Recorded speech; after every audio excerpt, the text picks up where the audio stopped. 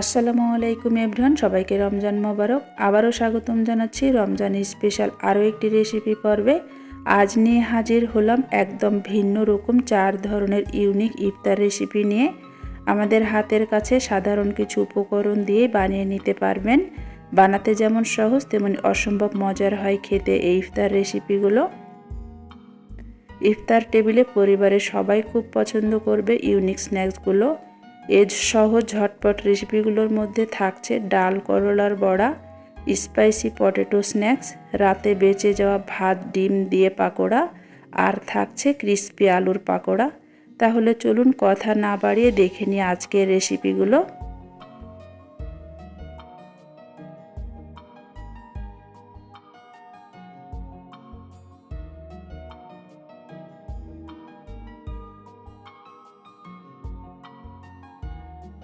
আমি এখানে 1 কাপ মসুর ডাল 1 ঘন্টা আগে ভিজিয়ে রেখেছিলাম, সেটাকে ধুয়ে আমি পরিষ্কার করে নিয়েছি। আর এই ডালের মধ্যে আমি 1 মুঠ বাসমতি চাউল দিয়ে নিয়েছিলাম। এতে স্ন্যাক্সটা ক্রিস্পি হবে, চাইলে পরে চাউলের গুঁড়াও অ্যাড করে নিতে পারবেন। ডালের মধ্যে এখন দিয়ে দিচ্ছি করলা। একটা করলা আমি গোল গোল স্লাইস করে কেটে নিয়েছিলাম।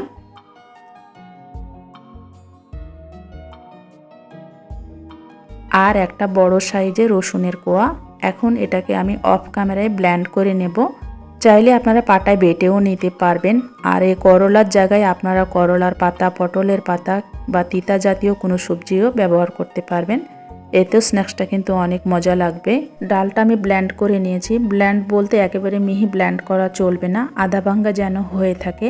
আমি একটু দেখিয়ে দিচ্ছি ব্লেন্ড করার পরে কীরকম থাকবে ডালটা। এখন এই বাটা ডালের মধ্যে দিয়ে দিচ্ছি 1 কাপ পেঁয়াজ কুচি, 4-5টা কাঁচামরিচ কুচি, স্বাদ মতো লবণ,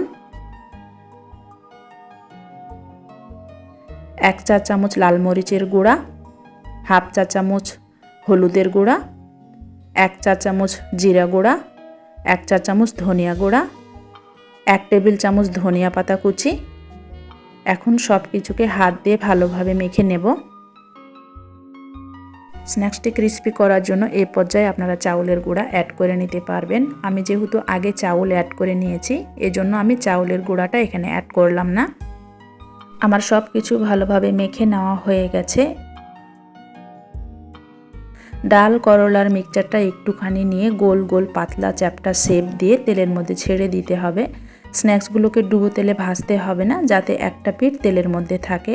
তেলটা আমার গরম হয়ে গেছে। এখন এভাবে পাতলা পাতলা শেপ দিয়ে তেলের মধ্যে স্ন্যাক্সগুলো ছেড়ে দেব। এই স্ন্যাক্সটা যতটা পাতলাভাবে বানানো যায় ততটাই ভালো, কারণ মোটাভাবে বানালে এটা হতেও অনেকটা সময় লাগবে আর ক্রিস্পি হবে না, ভেতরে নরম থেকে যাবে। আমার স্ন্যাক্সগুলো তেলের মধ্যে ছেড়ে দেওয়া হয়ে গেছে। এখন এভাবে উল্টে পাল্টে একটু সময় নিয়ে এগুলোকে ক্রিস্পি করে আমি ভেজে নেব। ভাজার সময় চুলার আঁচটা অবশ্যই লো মিডিয়াম হিটে রাখতে হবে। হাই হিটে ভাজলে উপর দিক থেকে কালার চলে আসবে, স্ন্যাক্সটা ক্রিস্পি হবে না। এক ব্যাচ আমার ভেজে নেওয়া হয়ে গেছে, উঠিয়ে নিচ্ছি এখন।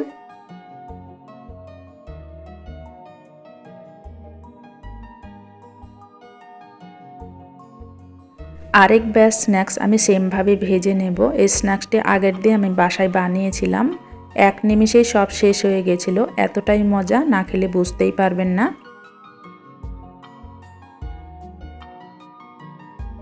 স্ন্যাক্সগুলোকে খুব সুন্দর একটা কালার চলে এসেছে। এখন স্ন্যাক্সগুলোকে আমি উঠিয়ে নিচ্ছি। সবগুলো স্ন্যাক্স আমার ভেজে নেওয়া হয়ে গেছে। এখন আমি এগুলোকে গরম গরম সার্ভ করে নিচ্ছি। সারাদিন রোজা রাখার পরে এইরকম তিতা বড়া বা পাকোড়া হলে আর কি লাগে। আমার কাছে তো ভীষণ মজা লাগে। ওপর দিক থেকে কিন্তু পাকোড়া বা বড়াটা ভীষণ ক্রিস্পি হয়। বাসায় একবার হলো বানিয়ে খাবেন, আশা করি সবাই পছন্দ করবে। এখন চলে যাচ্ছি দ্বিতীয় রেসিপিতে। একটি মিক্সিং বলে নিয়ে নিচ্ছি মাঝারি সাইজের সেদ্ধ 2টা আলু। এখন আলুগুলোকে আমি ম্যাশ করে নেব।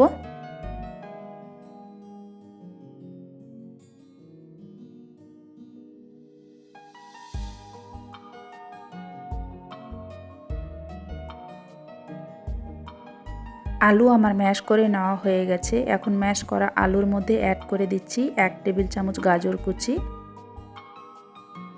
হাফ টেবিল চামচ ক্যাপসিকাম কুচি, 3টা কাঁচামরিচ কুচি, স্বাদ মতো লবণ, 1 চা চামচ চিলি ফ্লেক্স, হাফ চা চামচ অরিগানো, 1 চা চামচ কালো গোলমরিচের গুঁড়া, 1 টেবিল চামচ ধনিয়া পাতা কুচি, 2 টেবিল চামচ কর্নফ্লাওয়ার। এখন সব কিছুকে হাতের সাহায্যে ভালোভাবে মেখে নিচ্ছি।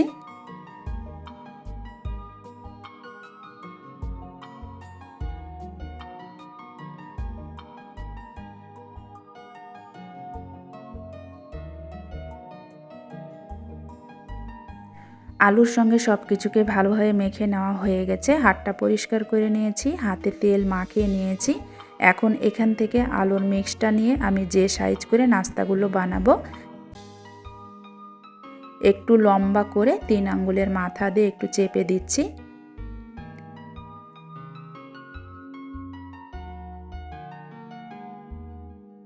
একটু আকর্ষণ করার জন্য আমি একটা চামচের সাহায্যে ডিজাইন করে নিচ্ছি। এটা অপশনাল, চাইলে সিম্পলভাবেই রেখে দিতে পারবেন।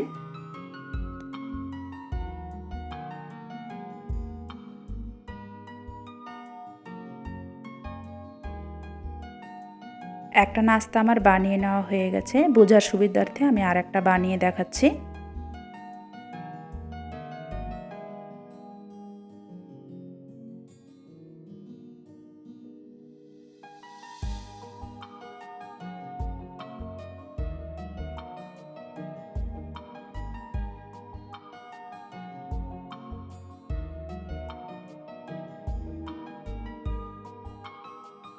একইভাবে আমি সবগুলো নাস্তা বানিয়ে নেব।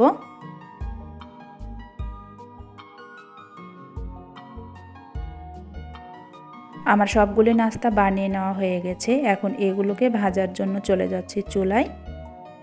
চুলায় গরম প্যানে দিয়ে দিচ্ছি সামান্য পরিমাণ রান্নার রেগুলার তেল। তেলটা আমার গরম হয়ে গেছে। এখন নাস্তাগুলো তেলের মধ্যে ছেড়ে দিচ্ছি। এখন নাস্তাগুলোকে উল্টে পাল্টে ব্রাউন কালার করে ভেজে নিতে হবে। নাস্তাগুলোকে ভাজার সময় চুলার আঁচটা অবশ্যই লো মিডিয়াম হিটে রাখতে হবে।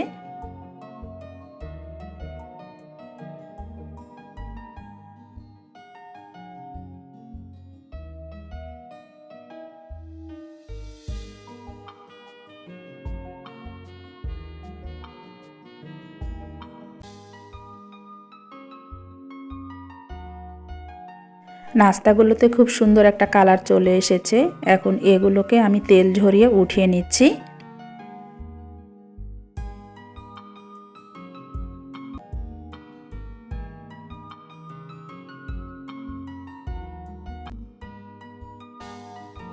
সেমভাবে আমি আরেকবার স্ন্যাক্স ভেজে নিচ্ছি।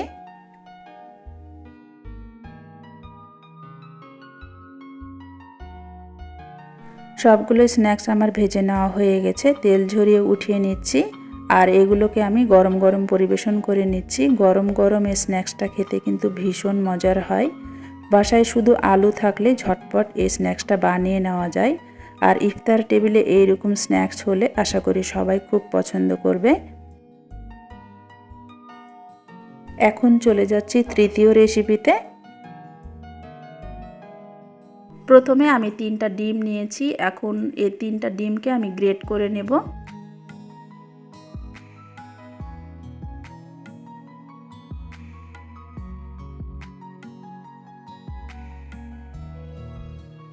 ডিম 3টাকে আমার গ্রেট করে নেওয়া হয়ে গেছে। এক সাইডে রেখে আমি একটা মিক্সিং বলে 1 কাপ ভাত নিয়ে নিলাম। ভাতের মধ্যে অ্যাড করে দিচ্ছি 1 টেবিল চামচ পেঁয়াজ কুচি, 4-5টা কাঁচামরিচ আমি কুচি করে কেটে নিয়েছি, সেটাও অ্যাড করে দিলাম। হাফ টিস্পুন হলুদের গুঁড়া, 1 টিস্পুন লাল মরিচের গুঁড়া, হাফ টিস্পুন জিরা গুঁড়া, হাফ টিস্পুন ধনিয়া গুঁড়া, 1 টিস্পুন লবণ, half teaspoon garlic powder, half teaspoon ginger powder. এখানে আদা রসুনটা পেস্ট করেও দিতে পারেন। 1 টেবিল চামচ ধনিয়া পাতা কুচি, 1 টেবিল চামচ চাউলের গুঁড়া, 1 টেবিল চামচ কর্নফ্লাওয়ার। এই দুইটা জিনিস বাইন্ডিংয়ের কাজ করবে এবং পাকোড়াটাকে ক্রিস্পি করতে সাহায্য করবে। সব কিছু উপকরণ অ্যাড করার পরে হাতের সাহায্যে এভাবে চটকে চটকে মেখে নিতে হবে, যাতে ভাতটা একটু গলা গলা ভাব হয়ে যায়।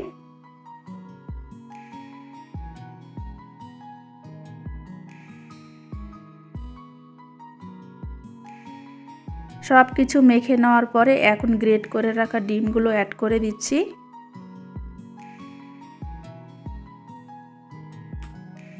ডিমটা অ্যাড করে সেটিও এখন মেখে নিচ্ছি।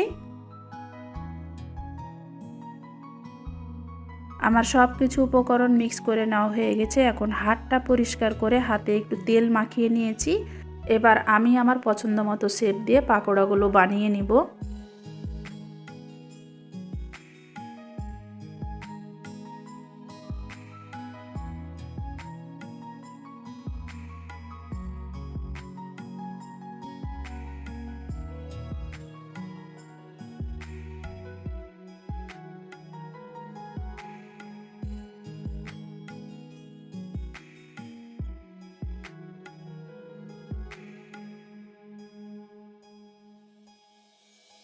আমার সব পাকোড়াগুলো বানানো হয়ে গেছে। এখন এগুলো ভাজার জন্য চলে যাচ্ছি চুলায়। চুলায় আমি পর্যাপ্ত পরিমাণ তেল গরম হতে দিয়েছি। তেলটা আমার গরম হয়ে গেছে। এখন পাকোড়াগুলো আমি একে একে ছেড়ে দিচ্ছি।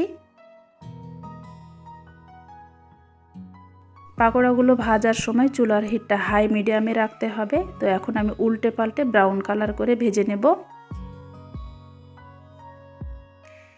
খুব দ্রুত উল্টে পাল্টে পাকোড়াগুলোকে ব্রাউন কালার করে ভেজে নিতে হবে। তো আমার এক ব্যাচ ভেজে নেওয়া হয়ে গেছে। তেলটা ঝরিয়ে আমি উঠিয়ে নিচ্ছি। তো আরেক ব্যাচ পাকোড়া আমি সেম প্রসেসে ভেজে নেব।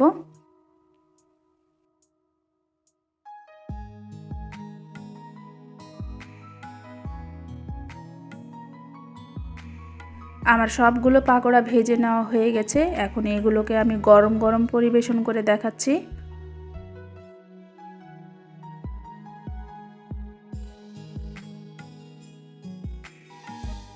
রাতে বেঁচে যাওয়া ভাত দিয়ে আর ডিম দিয়ে খুব সহজেই এই স্ন্যাক্সটা বানিয়ে নেওয়া যায়। আর গরম গরম এই স্ন্যাক্সটা খেতে কিন্তু ভীষণ মজা লাগে। আশা করছি ইফতার আইটেমে এই রেসিপিটি হলে সবাই খুব মজা করে খাবে। এখন একটা ভেঙে দেখাচ্ছি ভেতরটা কেমন হয়েছে। এখন চলে যাচ্ছি আমাদের সর্বশেষ রেসিপিতে।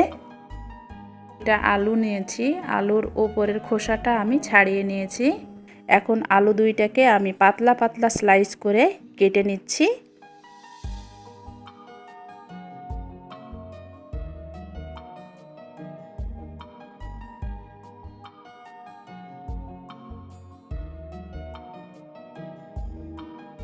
আমার দুটাই আলু স্লাইস করে কেটে নেওয়া হয়ে গেছে। এখন আমরা যেভাবে আলু ভাজি করি ওইভাবে কুচি কুচি করে কেটে নিচ্ছি পাতলা পাতলা করে।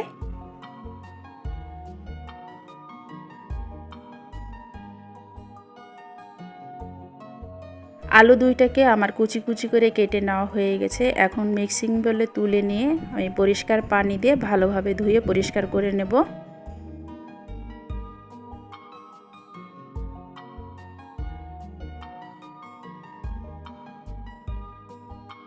আলুগুলো আমার পরিষ্কার পানি দিয়ে ধুয়ে নেওয়া হয়ে গেছে। এখন মিক্সিং বলে আবারও নিয়ে নিচ্ছি। এখন আলুর মধ্যে অ্যাড করে দিচ্ছি 2 চা চামচ লাল মরিচের গুঁড়া, হাফ চামচ হলুদের গুঁড়া, 1 চা চামচ জিরা গুঁড়া, হাফ চা চামচ কালো গোলমরিচের গুঁড়া, স্বাদ মতো লবণ, 2 টেবিল চামচ কর্নফ্লাওয়ার, 2 টেবিল চামচ ময়দা। সব শেষে অ্যাড করে দিচ্ছি 2 টেবিল চামচের মতো ধনিয়া পাতা কুচি। এখন হাত দিয়ে সব কিছুকে মেখে নেব ভালোভাবে।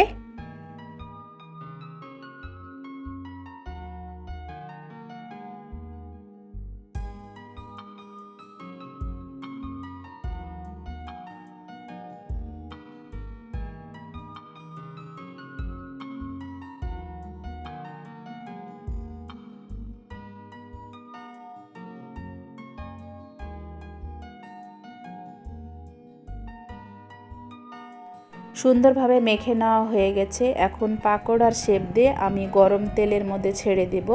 আমি আগে থেকে তেলটা গরম হতে দিয়েছি চুলায়। তেলটা আমার গরম হয়ে গেছে। এখন পাকোড়ার শেপ দিয়ে আমি তেলের মধ্যে ছেড়ে দিচ্ছি।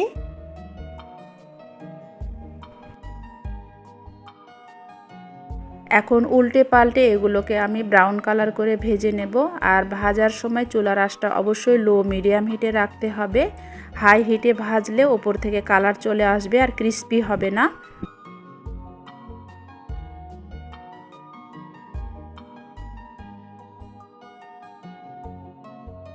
এক ব্যাচ পাকোড়া আমার ভেজে নেওয়া হয়ে গেছে। এখন তেলটা ঝরিয়ে আমি উঠিয়ে নিচ্ছি। আরেক ব্যাচ পাকোড়া আমি তেলের মধ্যে ছেড়ে দিচ্ছি আর সেম প্রসেসে আমি এগুলোকেও ভেজে নেব। সেকেন্ড ব্যাচ পাকোড়াও আমার হয়ে গেছে। এখন তেলটা ঝরিয়ে আমি উঠিয়ে নিচ্ছি। পাকোড়াগুলোকে আমি গরম গরম পরিবেশন করে দেখাচ্ছি। মুচমুচে পাকোড়া ছোট বড় সকলেই পছন্দ করে। একদম হাতে সময় না থাকলে খুব চটজলদি বানিয়ে গরম গরম ইফতার টেবিলে পরিবেশন করতে পারেন। খেতেও কিন্তু অসম্ভব মজার হয়। আশা করি রেসিপিটি একবার হলো ট্রাই করবেন।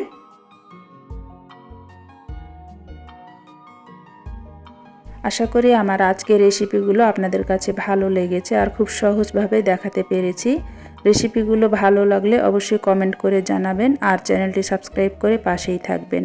আজ তাহলে এখানেই বিদায় নিচ্ছি। Keep watching Nilufa's recipe and blog. আল্লাহ হাফেজ।